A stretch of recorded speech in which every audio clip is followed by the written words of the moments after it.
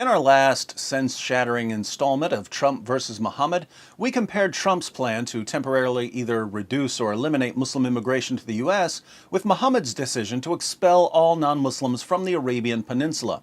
We saw that whether you like Trump or you hate him, the Prophet of Islam was much, much worse. Now we turn to their views on little girls. I'll say again here at the beginning that I'm not a fan of any of our current presidential candidates, but I would take any of them in a heartbeat over the Prophet of Islam. The Huffington Post just ran a story titled, "Trump Admits He Found 12-Year-Old Paris Hilton Attractive." The article was based on a Howard Stern interview where Trump said this. Somebody who a lot of people don't give credit to, but in actuality is really beautiful, is Paris Hilton. Paris Hilton. And I've known Paris Hilton from the time she's 12. She's hot. Her parents are friends of mine. And, you know, the first time I saw her, she walked into the room and said, "Who the hell is that?" Howard Stern specifically asked Trump if he was sexually attracted to Paris Hilton, and Trump replied, Well, at 12, I wasn't interested. I've never been into that. Right. They've sort of always stuck around that 25 category. But even at 12, you were kind of wow, she's hot. I saw at 12 she was beautiful. But honestly, you know, Paris gets knocked and this and that, but she's very beautiful. So Trump was attracted to 25-year-olds, not to 12-year-olds, although he did admit that years later he watched her sex tape. Have you seen the video, the sex video? I have seen it. You did? What'd you do? You went on the internet? It was just. How did you see that? What did you do? Melania showed it to me. She did? She showed it to me. As far as I can tell, there's nothing here that would suggest that Trump found a 12-year-old Paris Hilton attractive in any sexual way. He specifically says that he wasn't into that sort of thing. But the Huffington Post headline certainly makes it sound like Trump has admitted that he was sexually attracted to a young Paris Hilton. Notice that under the "Trump admits he found 12-year-old Paris Hilton attractive" headline, we have gross. And the article begins, "Your daily dose of ugh vomiting forever comes courtesy of an old Howard Stern interview with Donald Trump." Now, I couldn't conceivably care less about defending Donald Trump, but I do care about consistency. If Huffington Post writers think it's, quote, gross for Donald Trump to say that Paris Hilton was a beautiful 12-year-old girl, why are they always ready to defend Muhammad to the death? They go so far as to call on Christians to accept Muhammad as a prophet. Changing our view of Muhammad so that we recognize him as a true prophet rather than discredit him as a false prophet would effectively inoculate Christians against Islamophobia and would help to establish a new paradigm of cooperative Christian-Muslim relations. But in building their case for Muhammad, they don't seem to care much about his view of little girls. Sahih Muslim 3480. It was narrated that Aisha said, "The Prophet married me when I was 6 years old and consummated the marriage with me when I was 9 years old." Sahih Muslim 3482. It was narrated from Aisha that the Messenger of Allah married her when she was 6 years old and consummated the marriage with her when she was 9 years old, and he died when she was 18 years old. What was Aisha doing when she wasn't busy being raped by her prophet? She was busy washing his never-ending semen stains. Sahih al-Bukhari 230. Narrated Sulaiman bin Yasser. I asked Aisha about the clothes soiled with semen. She replied, "I used to wash it off the clothes of Allah's messenger, and he would go for the salat, prayer, while water spots were still visible." Sahih al-Bukhari 232. Narrated Aisha, "I used to wash the semen off the clothes of the Prophet, and even then I used to notice one or more spots on them." Sahih Muslim 669. It was narrated that Aisha said concerning semen, "I used to scratch it from the garment of the Messenger of Allah." Two side questions for my Muslim viewers.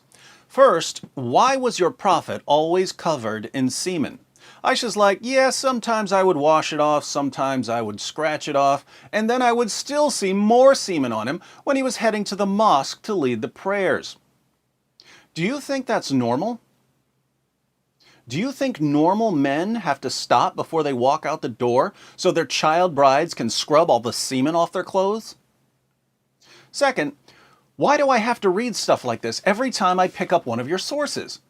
The early Muslim community was obsessed with sharing information about Muhammad's clothes being covered in semen and Muhammad having sex with 9 women and girls on the same day and Muhammad climbing on top of a 9-year-old girl and forcing his 53-year-old penis inside her. And of course, they had to share this gem.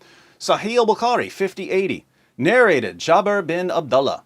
When I got married, Allah's messenger said to me, "What type of lady have you married?" I replied, "I have married a matron." He said, "Why, don't you have a liking for the virgins and for fondling them?"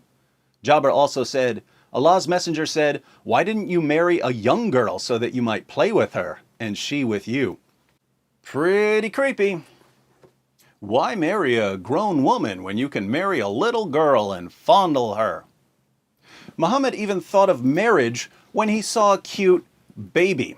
We read in Ibn Ishaq, the apostle saw her, al-Fadl, when she was a baby crawling before him and said, "If she grows up and I am still alive, I will marry her." But he died before she grew up. Lucky girl. Keep in mind that when Muhammad says, "I'll marry her when she grows up," he means, "I'll marry her when she turns 6. Now, can you imagine Howard Stern interviewing Muhammad? Muhammad says, "You know who's really beautiful? Aisha. She was such a beautiful 6-year-old girl." Howard Stern says, Did you want to bang her? Muhammad replies, "Of course I did. I love little girls. I love fondling them. Why would you waste your time with the 25-year-old women that Donald Trump likes when you can get a little virgin, fondle her, climb on top of her when she turns 9, and make her spend the next 9 years of her life washing all the semen off your clothes before you head to the mosque to pray so that everyone can see how pure and righteous you are?" Donald Trump called a 12-year-old Paris Hilton beautiful, but he said that he didn't mean it in any sexual sense. The Huffington Post calls his remarks gross. Muhammad proposed marriage to a baby, had sex with a 9-year-old girl, and was a strong advocate of sexually fondling children. But the Huffington Post has absolutely no problem with this. Instead, they invite us to accept him as a prophet. So why does the Huffington Post have completely different moral standards for Donald Trump and Muhammad? There are different kinds of racists in the world. On the one hand, there are racists who know that they're racists and acknowledge that they're racists. There are people who will openly admit that they believe white people are superior to non-white people. I'm actually less concerned about these kinds of racists because you can see them coming and condemn them.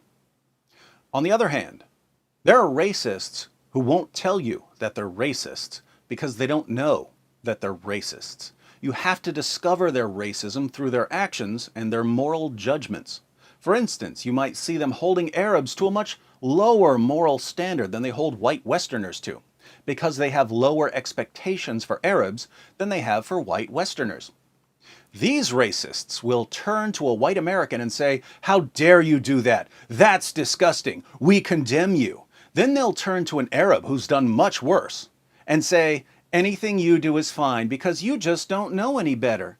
If anyone complains about all the atrocities you've committed, don't worry your ignorant little head. We'll just call them bigots to shut them up."